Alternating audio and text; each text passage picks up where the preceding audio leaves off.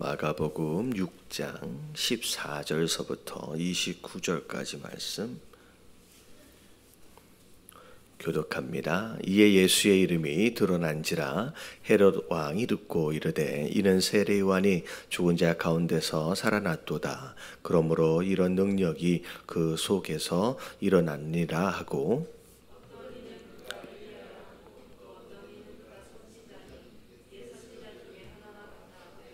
헤롯은 듣고 이르되 내가 목벤 요한 그가 살아났다 하더라.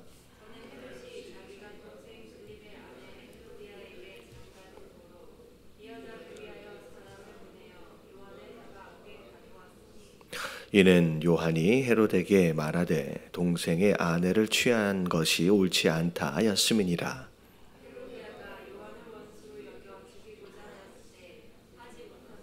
헤롯이 요한을 의롭고 거룩한 사람으로 알고 두려워하여 보호하며 또 그의 말을 들을 때에 크게 번민을 하면서도 달갑게 들음이러라.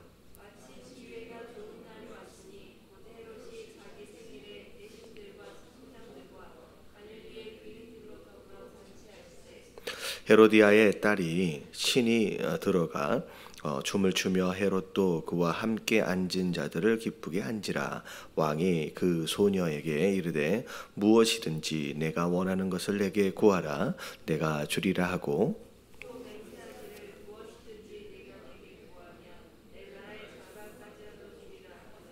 그가 나가서 그 어머니에게 말하되 내가 무엇을 구하리이까. 그 어머니가 이르되 세례 요한의 머리를 구하라 하니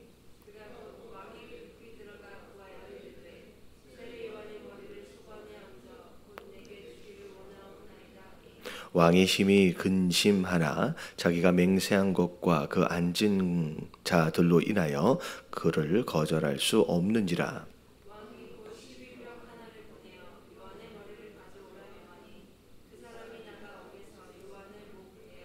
그 머리를 소반에 얹어다가 소녀에게 주니 소녀가 이것을 그 어머니에게 주니라.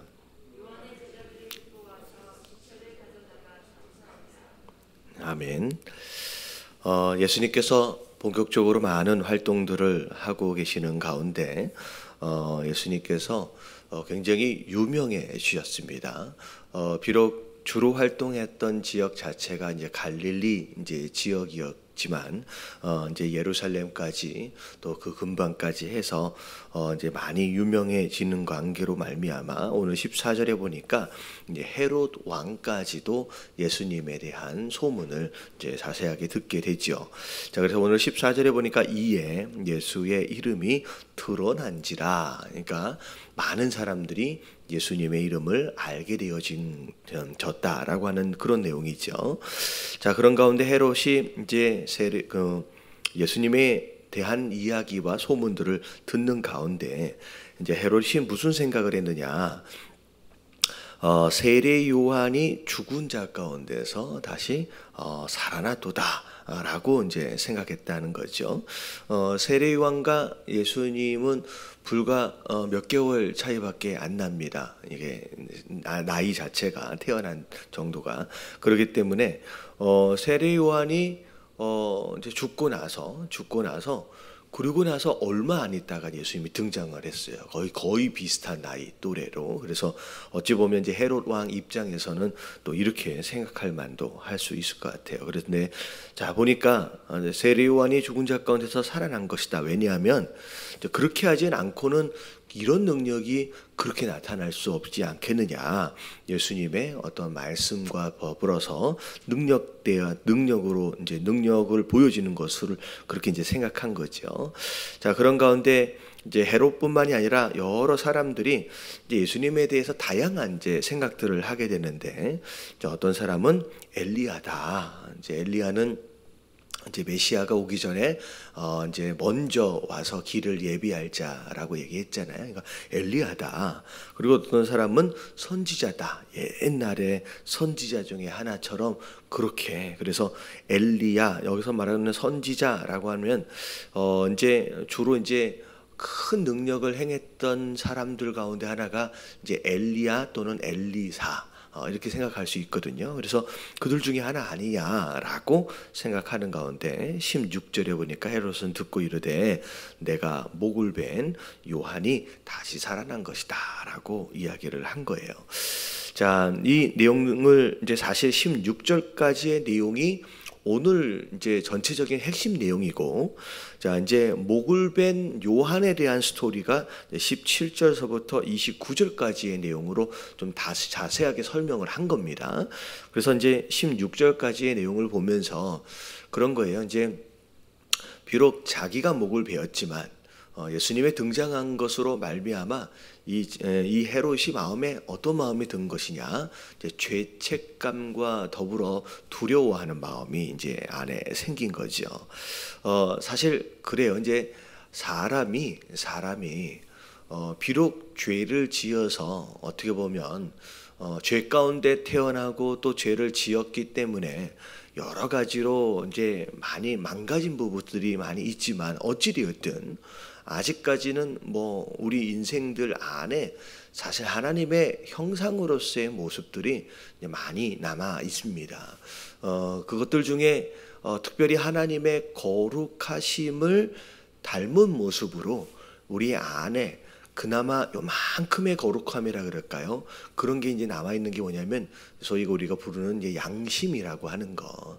그러니까 이 양심, 우리가 죄를 지으면 짓고 나서 마음에 찔림이 있고 하는 이 부분들 자체가 사실 하나님의 형상으로 지어짐을 받은 가운데 그 하나님의 거룩함을 닮은 어찌 보면 많이 훼손되긴 했지만 그나마 남아있는 그 형상의 흔적이다라고 생각하실 수 있을 것 같아요. 그래서 사실 이 양심으로 인하여 죄책감을 느끼고 그래서 내가 잘못했을 경우에 마음의 찔림과 더불어 두려움이 이제 생기게 되는 거죠. 사실 헤롯도 비록 이 다음에 나와 있는 내용들을 보면 여러 이유로 인하여서 이제 요한을 이제 죽게끔 할 수밖에 없었지만 죽게 했지만 그런 가운데 마음 가운데 이 양심으로 인하여 계속 찔림이 있는 것이요. 그리고 이렇게 돌아가는 상황으로 인하여 마음 가운데 두려움이 있는 겁니다. 그래서 이것으로 이제 헤롯이 두려움 가운데 나름대로의 이제 정신적인 고통을 받고 있는 상황인데 그런 거예요. 우리 인생이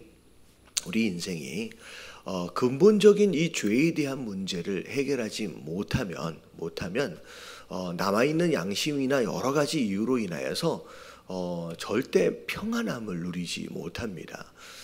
이제 어마어마한 권력, 어떻게 보면 사람의 생사 여탈권을 가지고 있는 이 왕의 권력을 가지고 있음에도 불구하고 마음 가운데 두려움이 있잖아요.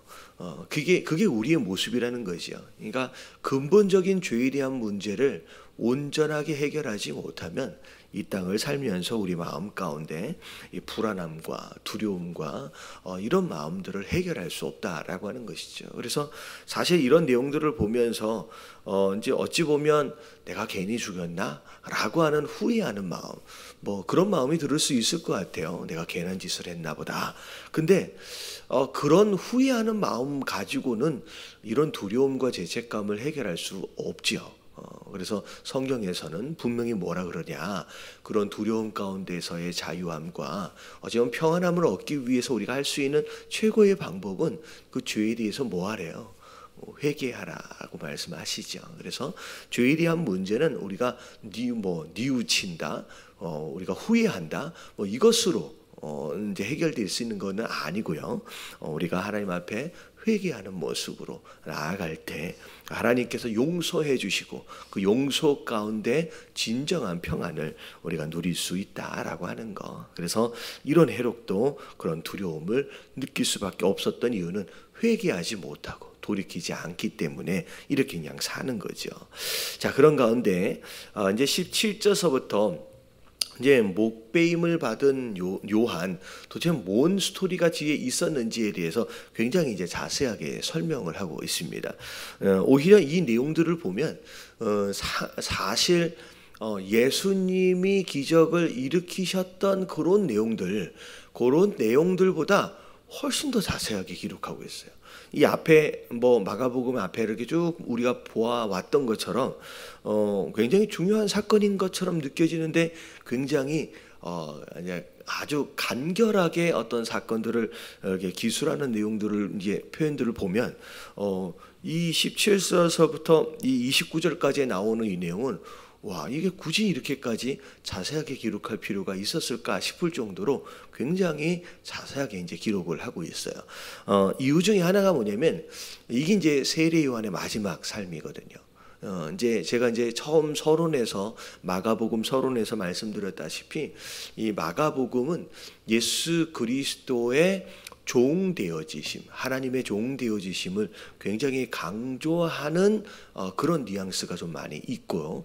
그리고 제자들이 예수 그리스도의 제자 되어진 자들로서 어떻게 보면 종되어진 모습으로 변해가는 훈련되어져가는 그런 것들을 좀 강조를 합니다. 그런 가운데 사실 이 부분은 이제 이 마가가 뭐에 대해서 강조하고 싶으냐면 요한이라고 하는 사람이 이 땅을 살면서 어떻게 살다가 어떻게 갔느냐. 그래서 예수님은 아니지만 그 안에서 우리가 확인할 수 있는 또 하나님의 종되어진 모습을 다시 한번 좀 강조하고 싶은 어떤 의도 가운데 이 요한의 마지막 삶을 좀 지금 자세하게 기록하고 있는 거죠. 자, 이제 좀 더 보면 자, 17절서부터 이제 스토리가 이런 거예요. 이제 헤롯이 죄를 지었어요. 율법적으로 이러면 안 되죠. 비록 왕이었지만 유대인의 왕입니다. 물론 로마의 어떤 관리하에 있는 왕이지만 그래도 유대인의 왕인데 자기 동생 빌립의 아내가 마음에 들었나 봐요. 그래서 자기 아내를 쫓아버리고 빌립의 아내, 동생의 아내를 빼앗아서 장가를 들어버립니다. 자, 그것으로 말미암아 물론 이제 유대인들은 탐탁지 않겠지요. 왜 우리 왕이 왜 저런 짓을 할까? 이제 그랬지만 이제 왕이기 때문에 아무 얘기도 못했습니다. 근데 자, 이제 보니까 요한만큼은 이 사건으로 인하여서 이제 바른 얘기하기를 하게 됩니다. 그래서 18절에 보니까 이제 요한이 헤롯에게 말하되 동생의 아내를 취하는 것이 옳지 않다라고 바른 이야기를 한 거죠. 자, 그랬더니 이 헤롯이 사실은 이 요한을 해코지할 수는 없고 또 어떻게 죽일 수는 없고, 왜냐하면 그 당시 굉장히 많은 유대인들로부터 영적 지도자로서 굉장히 중요한 어떤 영향력을 미치고 있는 사람이었기 때문에 손을 대지는 못하고 그냥 옥에 이제 가두어둘 수밖에 없는 상황이 된 겁니다. 자, 그랬는데 이제 19절에 보니까 헤로디아가 요한을 원수로 여겨 죽이고자 하였으되 하지 못한 것은, 자, 이게 뒤에 나와요. 헤롯이 요한을 의롭고 거룩한 사람으로 알고 두려워하여 보호하며 또 그의 말을 들을 때에 크게 번민하면서도 달갑게 들음이러라. 자, 이게 되게 신기한 표현이에요. 지금 빌립의 동생의 아내가 이제 헤로디아인데 헤로디아가 오히려 이 요한을 죽였으면 하는 그런 마음이 있었다는 거예요. 그러니까 그 헤롯도 마음이 그런 얘기를 하는 이제 요한이 탐탁지는 않았겠죠. 근데 이 헤로디아, 동생의 아내였던 이 헤로디아가 사실 이제 자기 남편을 떠나서 이제 헤롯의 왕이 됐잖아요. 근데 그걸 되게 좋아했나 봐요. 그러니까 자기가 이제 뭐가 된 거예요? 그 왕후가 된 거잖아요. 그러니까 그게 되게 좋은 거예요. 근데 그것에 대해서 계속 말을 하고 있는 이 요한을 되게 미워해요. 근데 헤롯은 이 말 듣는 게 참 이게 껄끄럽기는 한데 헤롯은 요한을 싫어하지 않습니다. 요한을. 그러니까 이게 되게 신기한 표현인데 헤롯 또한 요한을 의로운 사람이라고 여겼어요. 그리고 자기가 잘못한 것에 대하여 인정을 하는 거예요. 그래서 지금 이런 거예요. 이게 오늘 말씀이 좀 중요한 표현인데 또 그의 말을 들을 때 크게 뭐 했대요? 번민했대요. 내가 이러면 안 되는지에 대해서 아는 거예요. 내가 이러면 안 되는데, 내가 그래도 유대인의 왕인데 내가 이렇게 살면 안 되는데 라고 하는 거에 대해서 자기는 알아요. 그래서 머릿속에는 되게 복잡한 거예요. 언제까지 내가 이래야 되지? 근데 그의 말에 대해서는 뭐 어떻게 들었대요? 달갑게 들었다라고 하는 거예요. 그러니까 그 말을 듣는 거에 대해서는 그게 옳다라고는 생각했다는 거예요. 맞다라고는 생각했다는 거예요. 여러분, 이렇게 사는 사람들이 많습니다. 교회를 다니고 성도 되어진 삶으로 살고 있음에도 불구하고 이렇게 사는 사람들이 많아요. 그러니까 설교를 들으면, 하나님의 말씀을 들으면, 저 말이 맞는데, 그래, 어떻게 보면 말씀을 듣고 예배를 드리는 가운데 그게 옳다라고 동의가 되어져요. 저게 맞다라고 인정이 되어져요. 그리고 심지어는 그것으로 말미암아 감정적으로 또 은혜를 받는다라고 생각을 해요. 좋아합니다. 근데 정작 자기의 삶으로 돌아가서는 회개하고 돌이켜요? 못 돌이켜요? 돌이키지는 못하는 거예요. 그렇게 결단하지는 못하는 거예요. 머릿속으로는 되게 복잡한 거예요. 그래서 굉장히 이 안에서 교회를 오면 은혜를 받고 맞다 그래 라고 하지만 삶의 현장으로 돌아가면 머리가 또 복잡해지는 거예요. 그대로 살지 못하는 자기의 삶으로 인하여서. 근데 결국은 이것으로 말미암아 마치 물론 이제 바울 사도의 그 마음처럼은 아니지만 이제 이 안에서 자꾸 그것들이 싸우는 거죠. 근데 중요한 건 뭐냐면 결국은 이 싸움은 누가 이기게 돼 있느냐? 여러분, 죄가 이기게 돼 있어요. 그러니까 스스로 결단하지 못하고 돌이키지 못하니까 결국 이 안에서 계속 영어로 보니까 뭐라고 나와 있냐면 퍼즐이라고 나와 있어요. 퍼즐. 그러니까 하나님 말씀이 있고 자기의 생각이 있는데 이게 계속 퍼즐처럼 이 안에서 계속 고통스러워하는 거예요. 나는 변하지 않는데, 나는 결단되어지지 않는데 이 말씀은 맞다라고 인정은 돼. 그러니까 이것으로 실제적인 변화는 일어나지 않는 거예요. 결국은 이런 변화가 일어나지 않는 가운데 21절서부터를 보면 오히려 오히려 악이 기회를 잡습니다. 그래서 넘어져 버리는 거예요. 그러니까 이렇게 교회를 다니고 성도 되어진 삶을 살고 있음에도 불구하고 결단하지 않으면 어느 순간에 악이라고 하는 것 자체가 기회를 잡는 거예요. 어떻게 해서 넘어뜨릴 수 있는 기회를 잡는, 결국은 그것으로 말미암아 넘어져 버리는 거예요. 비슷한 예가 또 어디에 있냐면 빌라도에 대한 예가 나와요.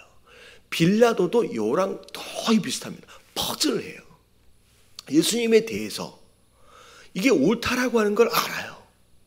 내가 예수님을 죽이면 안 된다라고 하는 걸 알아요. 손을 대면 안 된다라는 걸 알아요. 근데 예수님 말씀하시는 게 다 맞아요. 근데 빌라도도 이 안에서 이게 맞는데 근데 스스로 결단하지 못하고 또 퍼즐하는 거예요. 근데 이 빌라도의 퍼즐하는 이 모습 자체가 결국은 어떻게 돼요? 악이 또 기회를 잡아요. 빌라도도 곧 넘어지게 되는 거예요. 그래서 우리가 이게 굉장히 중요합니다.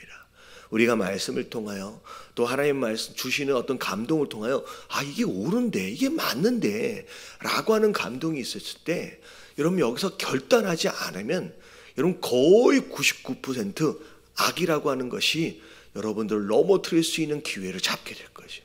거기에서 넘어지면 여러분 실패하게 되는 거예요. 여러분 여기서 결단할 수 있는 저와 여러분들 되시길 주님의 이름으로 축원합니다. 결국은 어떻게 돼요? 자, 21절에 보니까 뭐라고 시작해요? 마침 기회가 좋은 날이 왔으니. 이게 무슨 내용이에요? 뭔 기회가 좋아요? 이게 사실은 결단하지 않으니까 악이라고 하는 게 이때다라고 기회를 잡는 거예요. 이게 굉장히 어려운 얘기예요. 자, 그랬더니 자기 생일날 무슨 일이 벌어졌느냐? 이제 헤로디아의 이제 딸이 이제 앞에서 이제 춤을 추게 됩니다. 근데 자기가 낳은 딸은 아니에요. 데리고 온 딸이죠. 근데 그게 마음에 들었나 봐요. 그러더니 뭐라 그래요? 너무 이뻐서 이제 소원을 얘기하라. 심지어 뭐라도 준대요.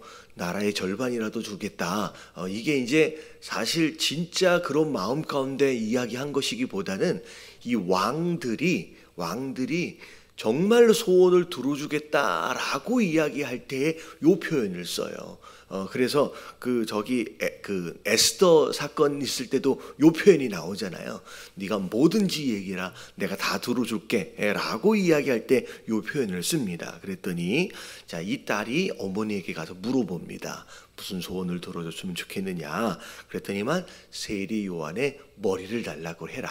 그래서 결국은 이제 본인이 이제 약속한 것이기 때문에 어쩔 수 없이 그 소원을 들어줄 수밖에 없어서 결국 자기 생일날 그 딸의 소원으로 인하여 요한의 목을 베게 되는 상황이 벌어진 거지요. 자, 그래서 결국은 이 세례 요한이 여기에서 목숨을 거둔 채 순교를 하게 되고, 그리고 나서 29절에 보니까 요한의 제자들이 그 시체를 가져다가 장사를 하게 되었다라고 하는 것으로 이제 세례 요한이 이제 이 땅의 삶을 마무리하게 됩니다. 어떻게 보면 인간적인 눈으로 볼 때는 사실 세례 요한은 처참한 죽음을 맞이하게 된 거예요. 어떻게 보면 안타까운 인생의 마지막이었습니다. 근데 성경은 세례 요한의 인생에 대해서 실패했다라고 이야기하진 않지요. 오히려 예수님이 세례 요한에 대해서 어떻게 평가를 하세요? 여자가 낳은 자 중에 천국에서 이자보다 큰 자가 없다라고 말씀하실 정도로 어마어마한 칭찬을 하시게 됩니다. 우리가 이 말씀들을 통하여 이 세례 요한과 더불어 하나님께 쓰임받았던 많은 사람들의 모습을 통하여서 우리가 성공하는 인생에 대한 어떤 정의를 우리가 참 어떻게 보면 다시 좀 정리해 볼 필요가 있을 것 같아요. 세상이 말하고 있는 성공적인 인생이라고 한다면 제법 이제 재정적으로도 부를 또 취할지도 알고, 어떻게 보면 성공하는 삶 하면 많은 사람들로부터 존경을 받든지 인정을 받든지 그런 사람을 일반적으로 성공한 인생이다라고 얘기를 합니다. 근데 성경에서는 그렇게 이야기하고 있진 않아요. 어떻게 보면 예수님 본인 스스로도 사실은 이 땅에서의 삶을 마무리하실 때 어떻게 보면 많은 사람들로부터 인정을 받고 존경을 받고 그렇게 죽음을 맞이하신 분이 또 아니시잖아요. 심지어 부활하시고 승천하시기까지 하시면서도 심지어 제자들의 모습도 마찬가지고 구약에서도 마찬가지입니다. 우리가 성공하는 인생이라고 생각을 하면서 오늘 하루 매일매일 무엇인가를 향하여 열심을 내는 어떤 그런 상황에 있어서 과연 그 성공이라고 하는 거에 대한 개념 자체가 이 땅에서 이야기하고 있는, 이 땅에서 말하고 있는 그 성공인지, 아니면 성경에서 하나님께서 말씀하고 계시는 그 성공인지 우리가 좀 점검할 필요가 있다는 거죠. 열심히 무엇인가를 하고 막 달려가고는 있는데 문득 우리가 돌아보면, 또 우리가 어떻게 보면 우리 자녀들에게 이야기할 때도 자녀들에게 공부해라 또 열심히 살아라 라고 이야기를 하면서 내가 우리 자녀들이 어떤 삶이 되었으면 좋겠다라고 기대하는 그 가치 자체가 성경적이지 않은, 그냥 세상 사람들이 생각하는 인간적인 성공을 기대하면서 우리 자녀들이나 또 내 삶 가운데 그런 마음들은 가지고 있는 것은 아닌지 우리가 좀 돌아보시면서, 성경에서 말하고 있는 진짜 성공은 사람들에게 인정받는 게 아니라 하나님께 인정을 받는 거예요. 그리고 어떻게 이 세상을 마무리하든 상관이 없이 하나님의 뜻을 이루는 삶.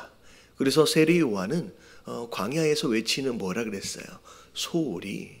그래서 정말로 자기에게 허락되어진 그 사명을 감당해내고 난 후에는 마치 소리처럼 흔적도 없이 사라지는 것처럼 그런 삶을 철저하게 살아낸 사람으로서 진짜 성공한 인생의 본이다라고 우리가 생각한다라고 한다면, 우리도 마치 이 소리로서의 삶처럼 내가 해야 할 일들을 잘 감당해내고 그리고 나서 내가 조용히 사라지는, 그래서 오히려 내가 드러나는 것이 아니라 사람들로부터 내가 인정받는 것이 아니라 하나님께만 영광을 돌리는 그런 삶을 사는 것, 그러면 이게 진짜 성공하는 인생의 모습이다. 그래서 오늘도 그런 성공을 위해서 살아가실 수 있는 저와 여러분들 되시기에 주님의 이름으로 축원합니다.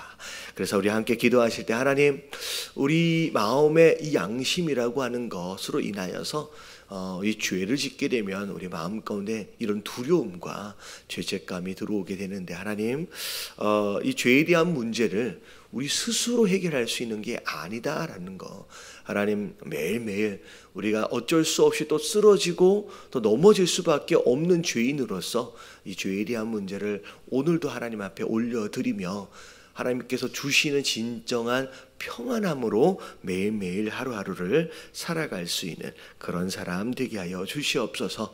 그리고 오늘 이 헤롯이 마음 가운데 퍼즐, 어떻게 보면 뭐라 그랬어요? 영어로 보면 번민이라 그랬잖아요. 번민하고 있는 것처럼 분명히 하나님 말씀을 듣고 내가 인정하고 동의하고 있음에도 심지어 어떤 부분에서는 은혜를 받았다라고 또 감동을 받고 있는 상황임에도 불구하고 결단하지 못하는 것으로 말미암아 악에게 기회를 주는 자가 되지 않게 하여 주시옵소서. 그 중간에 서서 번민하는 순간 여러분, 이거는 거의 99% 악에게 지게 돼 있어요. 왜냐하면 우리 스스로가 죄인이기 때문에 더 이상 퍼즐하고 번민하는 인생이 아니라 결단하고 주의 길로 나아갈 줄 아는 그런 사람이 되게 하여 주시옵소서.